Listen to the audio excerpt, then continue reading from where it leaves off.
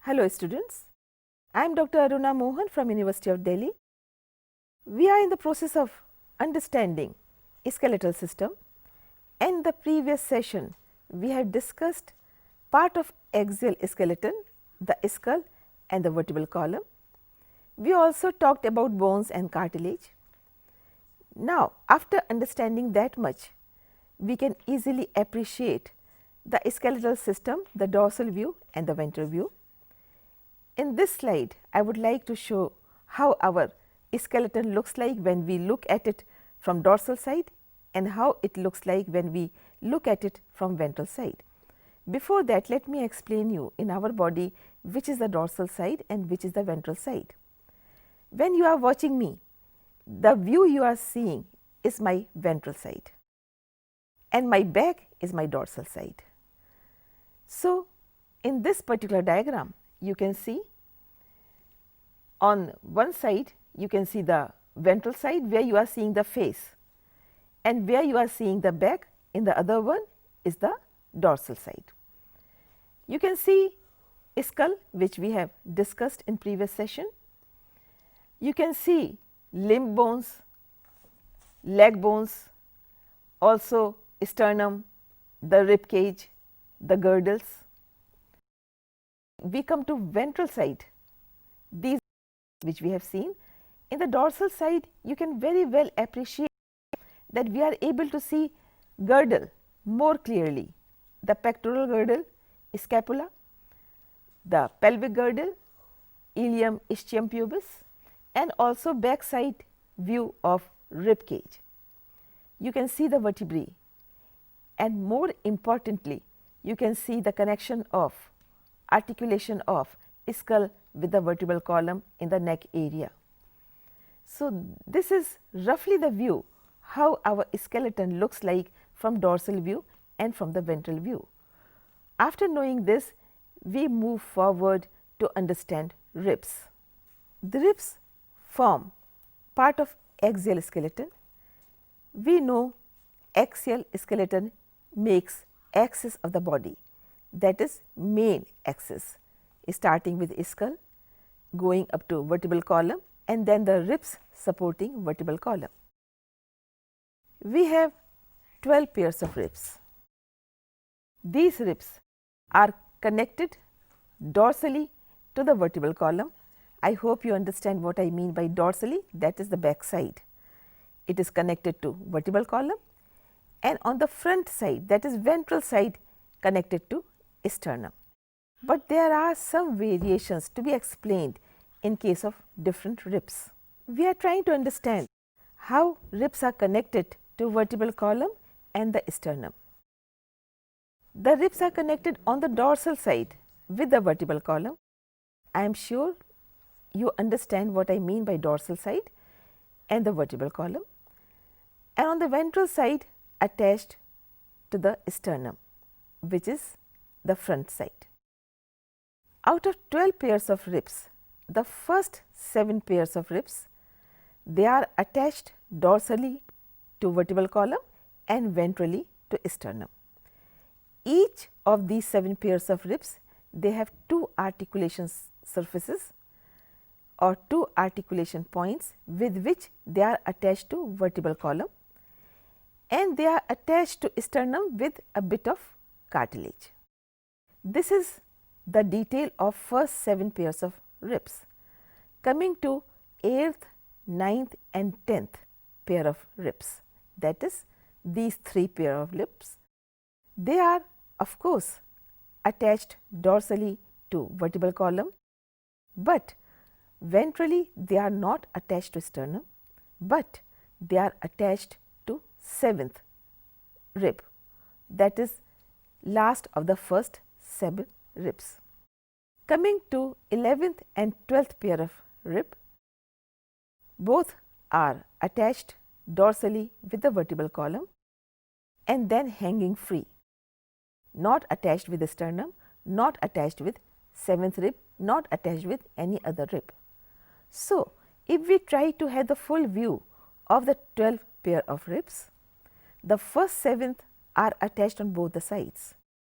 On the dorsal side with vertebral column, on the ventral side, that is front side, with the sternum, and these are called true ribs. Then the 3, 8th, 9th and 10th attached properly dorsal side with vertebral column, but on the ventral side with 7th rib. These are called false ribs. And the last 2, 11th and 12th, which are attached dorsally to the vertebral column and ventrally they are lying free, they are called floating ribs. These 12 pair of ribs are attached to 12 thoracic vertebrae. I am sure children you remember in previous session I said vertebrae are named after the area they are located. So, thoracic vertebra, they are 12 in number and they are present in thoracic region, and 12 pair of ribs are attached to these 12 thoracic vertebrae. Now, 12 thoracic vertebrae plus 12 pairs of ribs plus that part of vertebral column, that is thoracic area, plus sternum, they together make rib cage. Rib cage is an important area. It is having heart and 2 lungs inside it. They are protected well by these ribs is one reason. Other reason, they are separated from abdominal cavity by diaphragm. This kind of arrangement will help in respiration for lungs and cardiac cycle or heartbeat or working of heart as far as circulation is concerned. So, you can appreciate the value of rib cage in our body, and now you also know how it is formed, and you already know that it is last part of axial skeleton, and now you definitely understand why it is part of axial skeleton, why it is coming as axis of the body. Now, we will discuss appendicular skeleton. Before that, I would like to show you one diagram of ribs so that you understand their placement in our body. This diagram shows the rib cage, and you can see position of ribs very clearly here. The first 7 pairs of ribs are attached to sternum. You can see attachment with the sternum. As far as vertebral column is concerned, all the 12 pairs are attached to vertebral column. This diagram will show you the attachment on the ventral side. So, first 7 pairs are attached with the sternum. You can see sternum in the center, solid structure, and then 8th, 9th and 10th they are attaching to the 7th rib, and the last 2 are floating. Floating ribs are very interesting and they have a special role to play. You can see the sternum which is having sternal angle, the body, and xiphoid process which is coming as a conical structure on the lower side. On the upper side you can see jugular notch and also clavicle. The clavicles are part of pectoral girdle, and as you can see the labeling, the first 7 are true ribs. After that 8th, 9th, 10th are false ribs, and 11th and 12th are floating ribs. 12 pairs of ribs attached to 12 thoracic vertebra, vertebral column and the sternum together are making the rib cage. After this, we proceed to appendicular skeleton. Children, you have already understood that skeleton has 2 major areas or divisions. One is axial skeleton, which we have discussed, and other is appendicular skeleton. Appendicular skeleton normally involves limb bones and the girdles, and both are important. Limbs are important, and to hold limbs in our body or to connect limbs to the body, girdles are important. Each limb, forelimb or hind limb, hand or leg, is having 30 bones, and their distribution is also very interesting.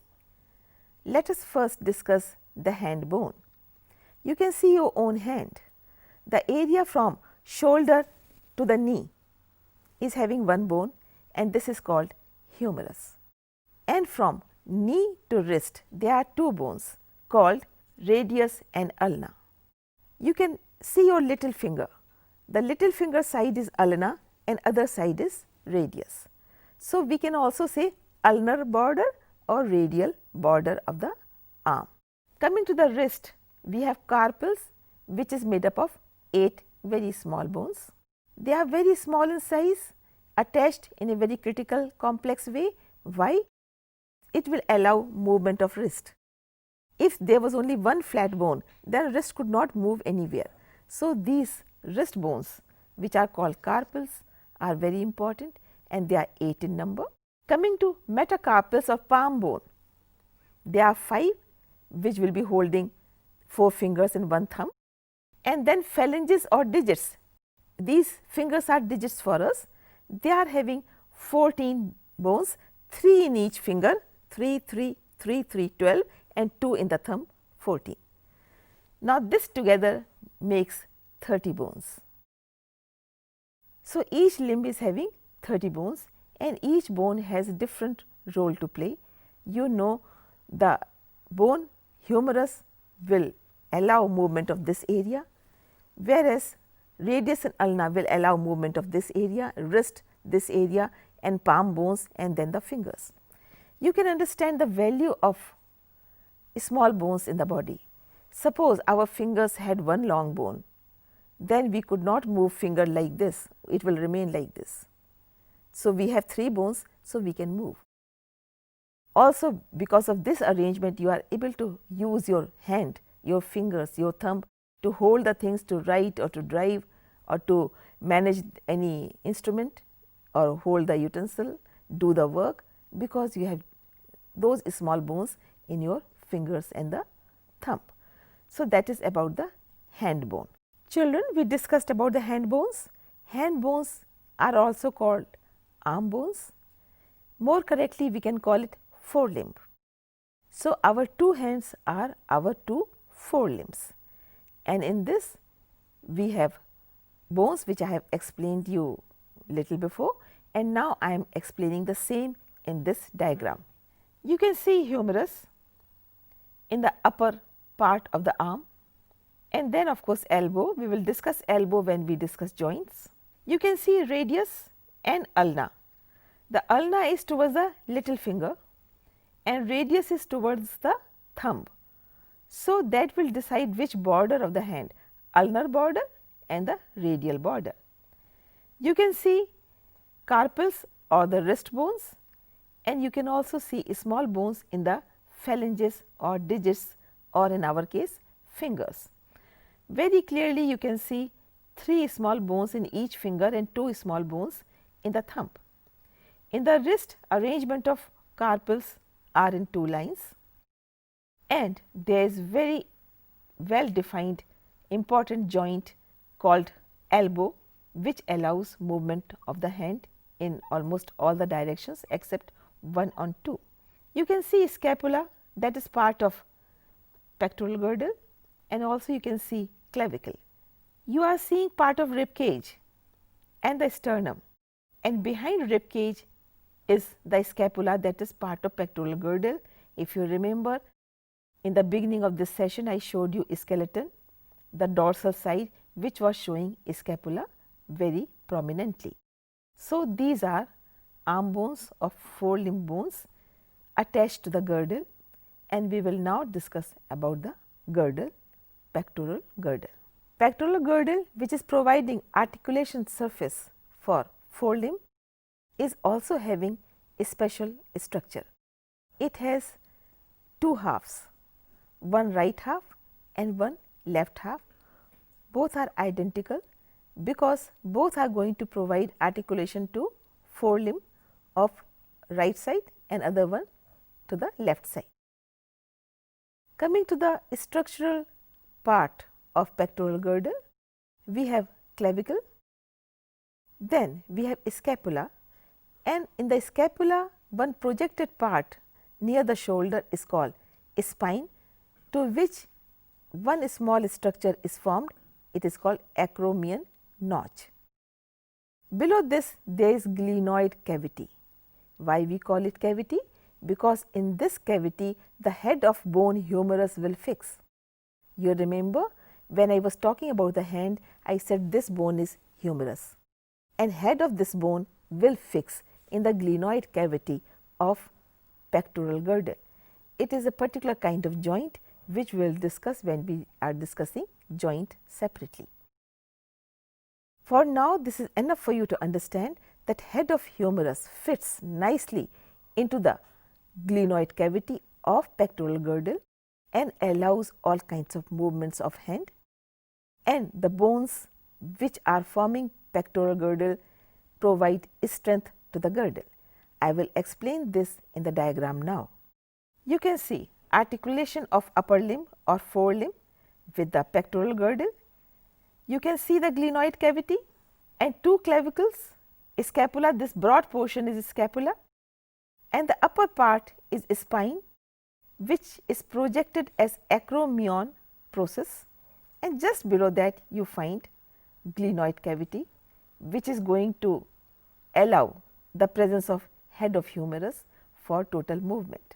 So, children, in this session we have understood about ribs, attachment of ribs with vertebral column and the sternum, the kinds of ribs, the formation of rib cage, and also we discussed about appendicular skeleton, specifically the forelimbs and the pectoral girdle. With this we come to the end of this session. Thank you.